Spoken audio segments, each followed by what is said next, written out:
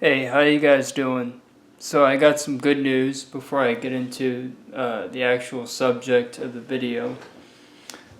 I'm going to be basically able to go live, so I'll be able to do like I used to. Just have a live stream where I can just talk about things and not have to make videos, but I plan to use this regular camera, this flip camera that I have, because you guys have seen videos from this in the past, and I'm just going to use everything that I have at my disposal. It was just funny for me to find out that I had the ability to go live without having to have 100 subscribers, which is the way it used to be, that you had to have 100 subscribers or more to go live. So it should be very interesting to see how this goes, because I'm going to try and, put content up on all the different channels that I have, and I hope you guys enjoy what you see, and if you enjoy it, hit the subscribe button. I'm going to link everything so you guys can find it easily, or whatever I think is safe to put out there. Because right now I still have some anxiety about certain things, but I'm going to just do whatever I have to do. So please subscribe to this channel, and I'll be bringing up if I put anything up on the others, as I feel it out. But without further ado, like I said, I was going to talk about Ukraine. So if you give me a minute, I'll be back in a second.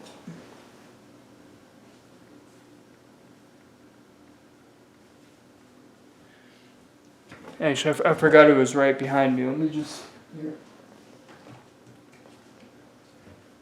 So I got books on Russian, which Russian is a language they do speak in Ukraine, but that's not what I wanted to talk about specifically.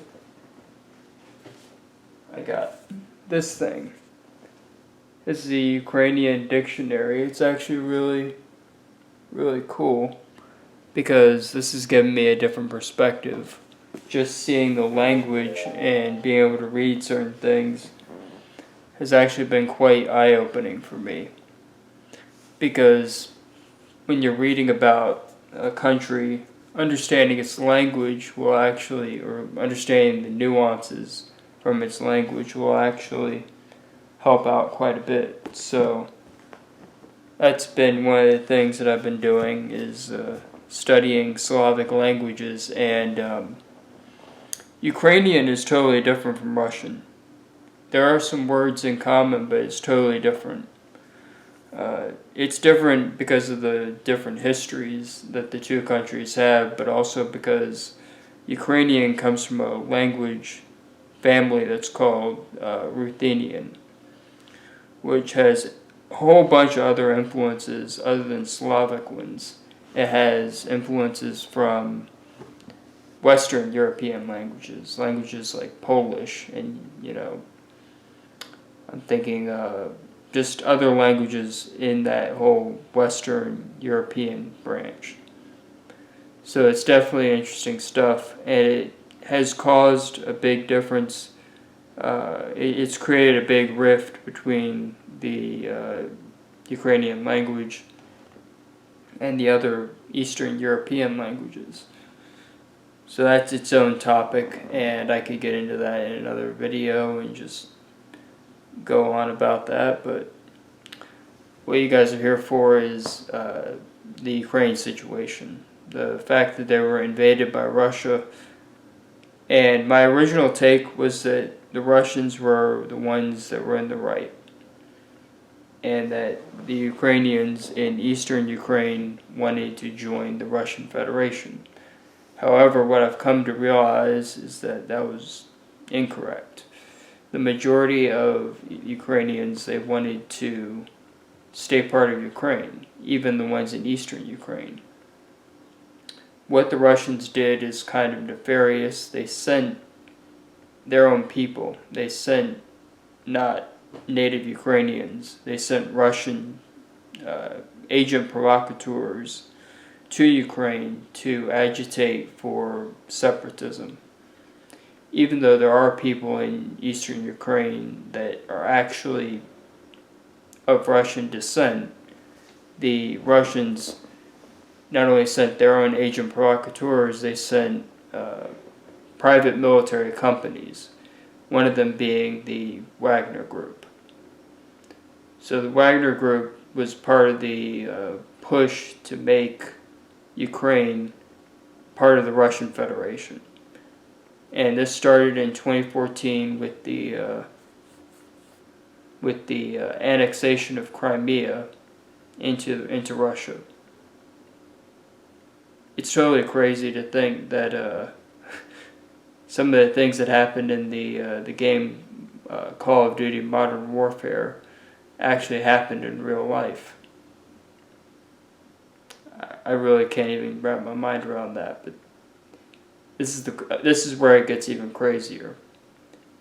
When the Ukrainians were dissatisfied with their pro-Russian president, they protested for him to be ousted. They wanted him to leave, and that's exactly what happened. The protests, known as the Euromaidan or Euro Square, produced the results that were wanted. They got rid of him. So it's really funny. My original impression was that wasn't a good thing, technically. I thought that was a bad thing, but, you know, for a sovereign nation to be invaded is a bad thing. For a country to be, you know, have influence at the level of their president from a foreign power, which is what Russia is. Russia is a foreign power to Ukraine. I mean, they do think they have the right to rule them, but technically that's another country. They have no right to say what Ukraine does. And the ousting of the pro-Russian president was actually a good thing. It's just a shame that I guess the Russian propaganda was just that good. It fooled even me, because I guess I definitely thought there was some truth to it because of the Ukrainian Azov battalion, which was supposed to be neo-Nazi and tied to the Order of Nine Angles. I mean, that being said, there was some evidence that it was, but that doesn't totally make what happened right. That makes many wrongs not making it right. So I definitely had to change my whole opinion on the situation because of that. I mean, if Ukraine wanted to join the European Union or NATO, that was totally theirs to decide. And in a country that has a democracy, or a pretense of a democratic government, then that is totally the way it should be. So it's pretty simple. There's linguistic, there's social, there's political reasons why Ukraine basically made the right decision, and why, even though it would be natural for someone who goes against the grain to see the whole world supporting Ukraine and think that that's not the right position, unfortunately in this case the majority opinion was closer to right than the minority opinion. And I guess that's just a lesson to be learned, is that you can't always trust your instincts, because sometimes that doesn't work. So yeah, I could go into more stuff dealing with this, and I probably will in a later video. I just wanted to keep this one short, sweet, and to the point. I definitely want to talk about the Ukrainian language. I want to talk about Japanese. I want to talk about a bunch of different things, because I haven't done this in so long. I kind of miss it. I mean, I think anyone would miss doing something they really enjoy. But